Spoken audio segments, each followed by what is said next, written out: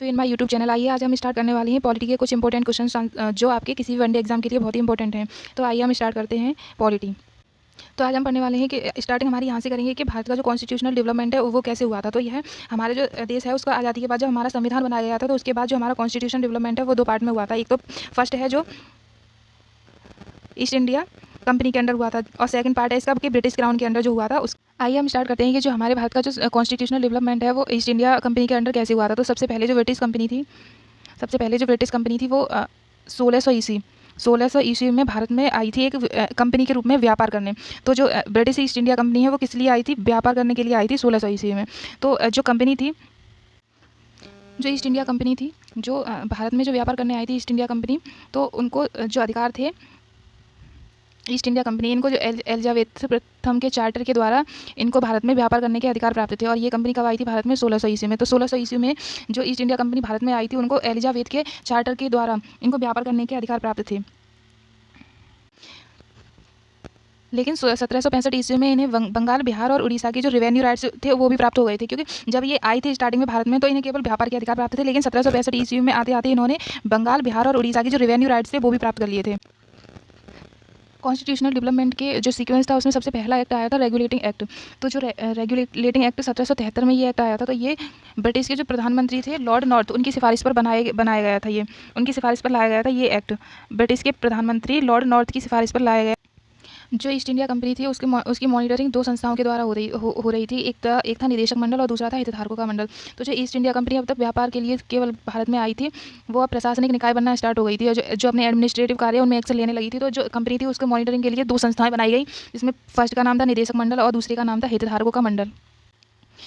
1773 का जो regulating act था 1773 का, उसके कुछ फैक्ट थे कि उसमें क्या क्या बदलाव लाए गए। तो जो बंगाल का गवर्नर था उसको गवर्नर जनरल का नाम दे दिया गया। बंगाल के गवर्नर को अब क्या कहा जाने लगा, गवर्नर जनरल। और इसके गवर्नर जनरल की हेल्प के लिए 4 सदस्यीय कार्यकारी परिषद का गठन किया गया था। तो इसमें पहला जो चेंजेस था वो क्या आया था, इसका फैक्ट जो 1773 का रेगुलेटिंग एक्ट है उसमें क्या था कि जो बंगाल का गवर्नर है उसको गवर्नर जनरल कहा जाने लगा और इसकी जो हेल्प के लिए 4 सदस्यीय कार्यकारी परिषद की स्थापना की गई।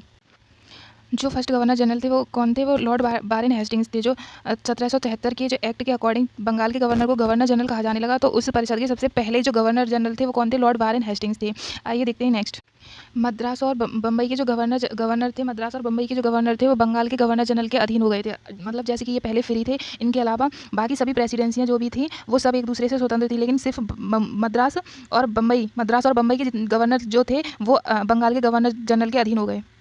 1774 ईस्वी में जो उच्चतम न्यायालय उसकी स्थापना की गई। रेगुलेटिंग एक्ट 1773 के अकॉर्डिंग ही 1774 में उच्चतम न्यायालय की स्थापना की गई और इसके जो फर्स्ट मुख्य न्यायाधीश थे, चीफ जस्टिस थे, वो एलिजा इम्पे थे, जो कोलकाता में जो स्थित था उच्चतम न्यायालय जिसकी स्थापना हुई थी 1774 ईस्वी में रेगुलेटिंग एक्ट के अंदर। उसके पहले मुख्य न्यायाधीश कौन थे, एलिजा इम्पे थे। आइए देखते हैं कि नेक्स्ट इसके फैक्ट क्या हैं। तो जो कंपनी के वर्कर्स थे, कंपनी के जो कर्मचारी थे, उनका जो निजी व्यापार था और भारतीय लोगों से उनकी रिश्वत लेना या उपहार लेना, इसको बैन कर दिया गया। और जो ब्रिटिश गवर्नमेंट थी उनका कंपनी पर जो कंट्रोल था वो स्ट्रांग हो गया। कोर्ट ऑफ डायरेक्टर्स, जिसको कंपनी की गवर्निंग बॉडी भी कहा जाता था, इसके माध्यम से जो ब्रिटिश गवर्नमेंट थी उसने कंपनी पर नियंत्रण करना स्टार्ट कर दिया था और उनका जो नियंत्रण था वो इस कोर्ट ऑफ डायरेक्टर के माध्यम से स्ट्रांग हो गया था कंपनी पर। तो अब कंपनी पूरी तरह स्वतंत्र नहीं रही थी, उस पर वहाँ की गवर्नमेंट का कंट्रोल होने लगा था।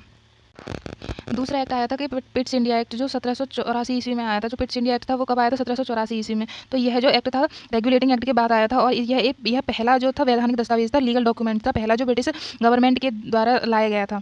और इसको वहाँ के जो तत्कालीन प्रधानमंत्री थे विलियम पिट, उनके द्वारा यह पेश किया गया था। तो रेगुलेटिंग एक्ट के बाद सेकंड नंबर पर कौन सा एक्ट आया, पिट्स इंडिया एक्ट, जो 1784 ईस्वी में आया था, जिसके फर्स्ट वैधानिक दस्तावेज था यह और यह वहाँ के जो तत्कालीन पीएम थे पिट, उनके द्वारा लाया गया था। आइए देखते हैं इनके फैक्ट्स क्या हैं।